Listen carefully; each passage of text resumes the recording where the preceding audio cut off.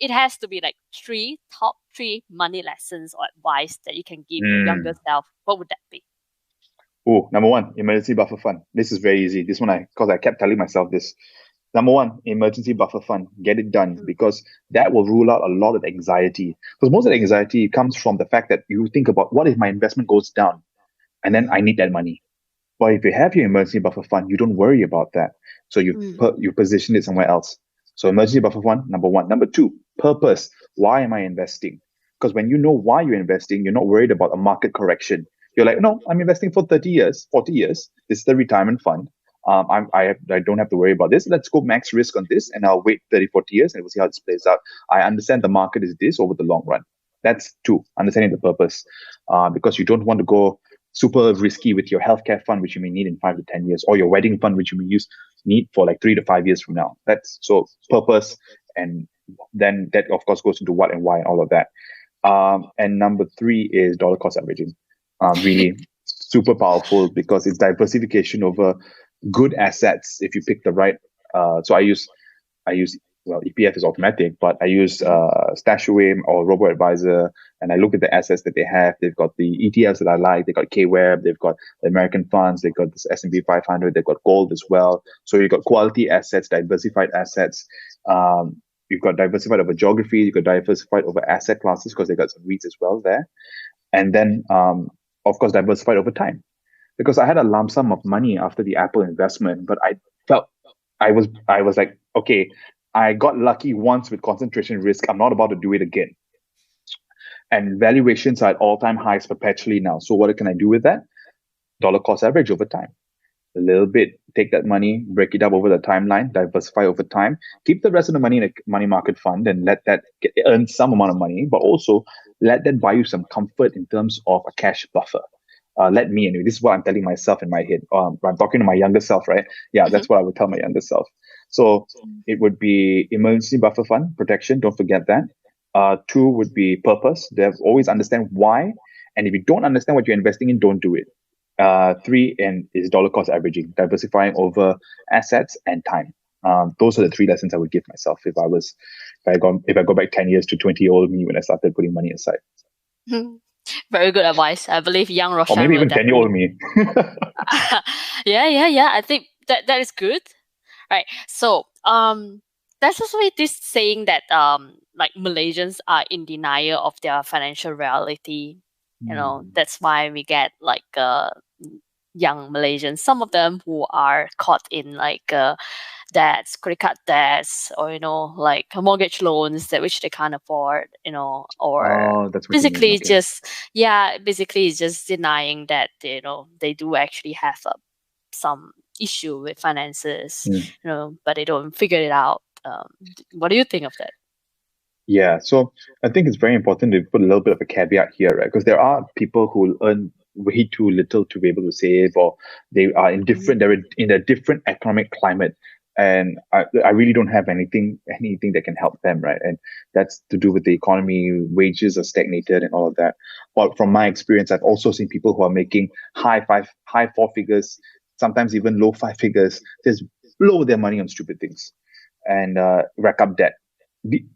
How are you racking up debt if you're earning 6 to 10,000 ringgit? It's crazy because people have an unrealistic. It's the way they grew up. Maybe they didn't learn about financial literacy, which is why it's so important. When you have money, you should be putting it aside. You should be. I'm not saying don't spend money. I like buying nice things. I use Apple products and I get criticized for this all the time. But I like certain nice things. But I always buy it with an understanding of what I can afford. If I buy an iPhone, I know I'm doing it for 3 years because I've amortized it over that amount of time, right? I'm like, this is how much I can afford on a 3 to 4 year basis. What is the salvage value at the end? I don't think enough people ask ourselves these questions, but also because everyone works so hard for the money, when it comes to the spending part, they think, oh, I deserve this. Yes, you deserve to splurge if you work with, of course, but you must do it within reason. And understanding debt. I think a lot of us put ourselves on this trajectory that I need to have this and I need to do this. Oh, no, I cannot have a Peridua. I need a Honda when I'm 31 because I have achieved this sort of thing. Why? If you take a car loan, a car loan beyond what you can afford is one of the most ridiculous things you can do to yourself, because you're paying and especially if you're not investing the money, because you're paying the interest on the initial amount. It's not drawn down, and because it's an unsecured loan or whatever it is, I can't remember what the technical term is for that, as opposed to a mortgage, which is you pay the interest over time, the balance does fall on an annual basis. So that's getting to the nitty gritty. But there is a spending issue. I think people don't underestimate. It's the delayed gratification thing, and I hope I don't sound like I'm coming from a high horse here, because I'm also someone who's battled with it. It's awareness. I think once you get aware about it and you start doing things like tracking. I know some people are on the tracking side, some people are not on the expense tracking side. I think doing it for 3 to 6 months to a year can be very helpful for you. Apply some data science in your life, because once you see 6 to 12 months of expenditure and you put it in proportion to your income, then you'll start seeing like some kind of context. Like, I spent 40% on food and drinks last month or this year, and you're like, should I be spending that much money? How much did I save? Oh, I only saved 15%. Maybe I need to be tweaking that. And that's how I learned, right? Because I without looking at my expenditure, I was like, oh, this is not realistic. I'm spending way too much money on certain things, on going out, on having drinks with my friends, on doing this and doing that. And I'm not saying live your life by the spreadsheet or by the app, but use that to inform your decisions. Because what defines whether you can afford a 4 to 5,000 ringgit laptop? One, how long you're going to use the laptop for, right? So the way I think about it, let's not go laptop, it's a bit long. Let's say, and like when I make a decision for an iPhone, I assume I can use the iPhone for 3 years. So if I take what is it now, like 3,600, 4,000 ringgit, wow, it's a lot of money, man. So let's say I take the 3,600 ringgit for a mid-tier iPhone, whatever it is now, over 3 years. That's 1,200 ringgit a year. That's 100 ringgit a month. Can I afford to spend 100 ringgit a month of my salary on a phone? That's the question you have to ask yourself. That's when you know what affordability is, because you're not going to buy a phone once and then it's going to be done. You're probably going to refresh that phone between 3 to 5 years. Analyzing your user behavior is very important. It can help with your own expenditure needs and things like that. And it's tough because you've got now buy now, pay later and credit cards and things like that. I'm a big proponent of using credit cards for everything because one, you're using free credit if you pay on time. Caveat, if you pay on time within a certain period, right? If you're not, you must have the cash with you. But if you're not disciplined, then that's going to be a recipe for disaster. Yeah, I've listed a whole bunch of problems, and the solutions come to things like understanding your own psychology, right? If you're not disciplined, then use prepaid cards and cash in hand. Get someone to keep you accountable, like the same gym buddies and things like that. There's a whole income thing, but there's a whole lack of financial literacy and awareness as well. Do you value what you spend your money on? And if you do, great. No one is standing on a high horse and saying you shouldn't spend money, but are you doing it responsibly and in line with the values that you believe in, right? Or that you enjoy?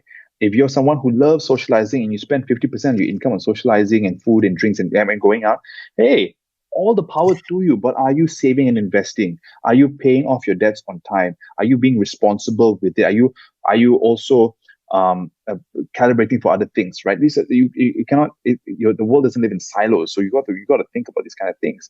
And of course, I want to again just disclaim again that I'm not a licensed financial planner, right? I'm just someone who's learned from my own mistakes time and time again. I've spent money on stupid things.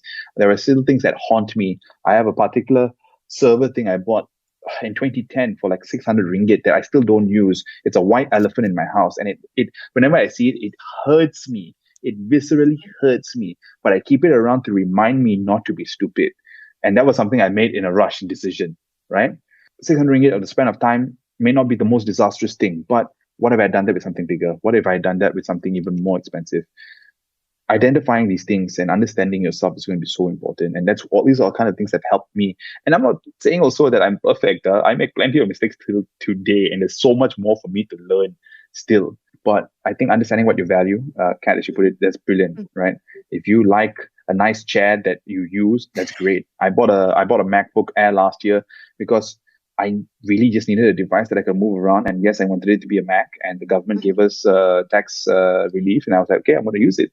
And I love it. It's because my old computer's battery was dead, and it was such a big one. The value I've gotten, the ROI from being able to do work anywhere, carrying this around easily, and not always having to be tethered to a power supply has been very, very good. And I mean, I amortize it over like what, 5 years, maybe, hopefully, cross my fingers.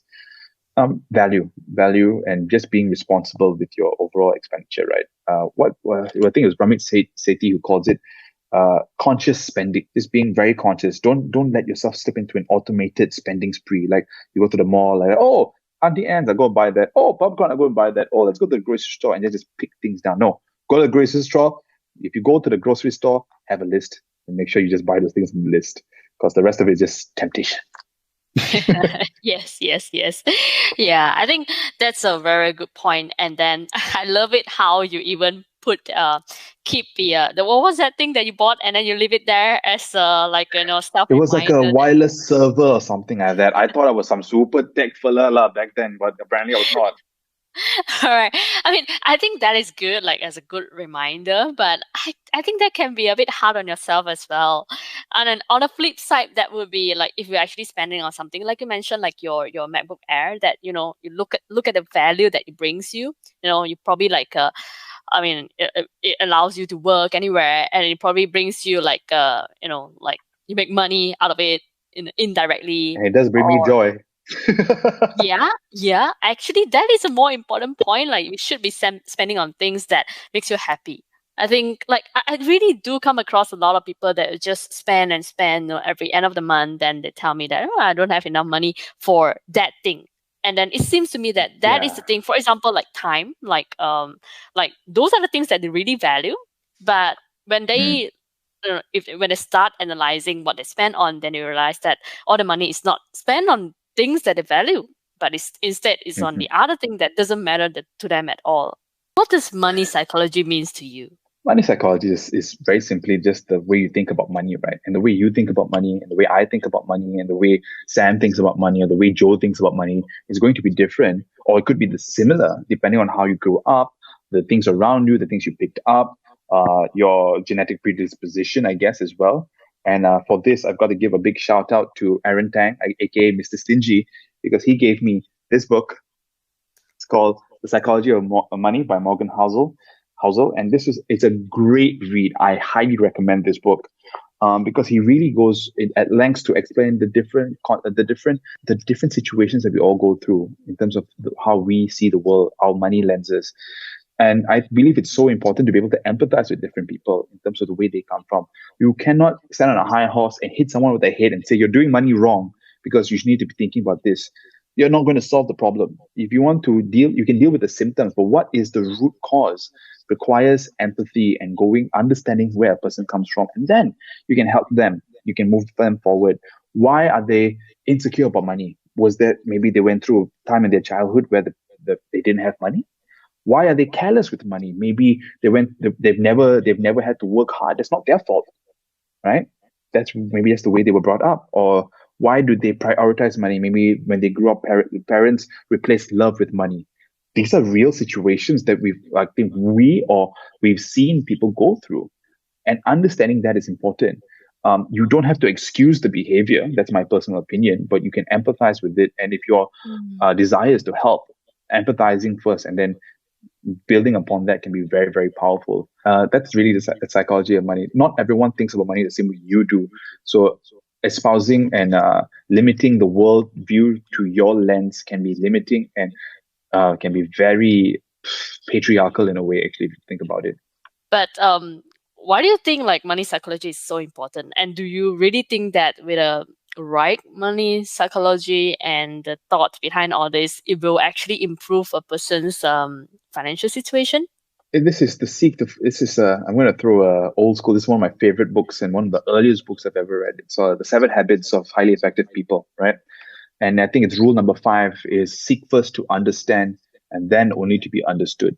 I think that's where the understanding someone's psychology is really important. Understanding your own money psychology will give you an ability to then create awareness over your missteps or your strengths.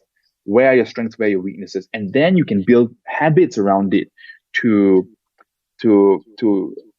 support you, right?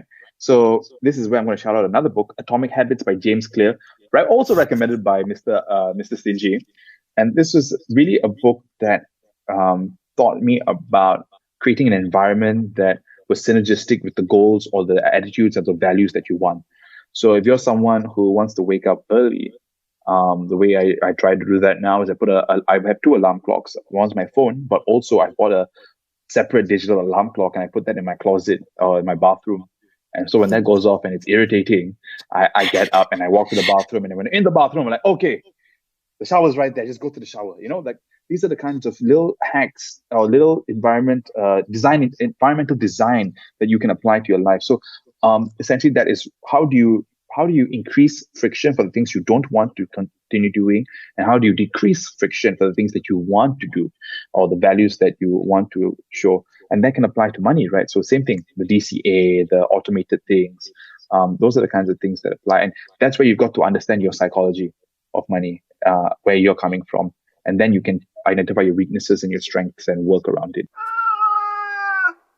All right. Thank you, PodCats, for listening. I hope you really enjoy learning from Roshan. Definitely a very knowledgeable person. Shared his personal experience, which I'm very grateful of. And then if there's really one key takeaway for everyone, that would be you heard him. Take up a notebook and start writing the goals that you want to achieve. And then, think about why is it that is important to you. And then build around atomic habits to make it a flowy process instead of forcing yourself into one big chunk of like Mission Impossible. All right. So as usual, you can find the show notes and links on our website, mypf.my/podcast. I'll see you again in the next episode. Hasta pronto.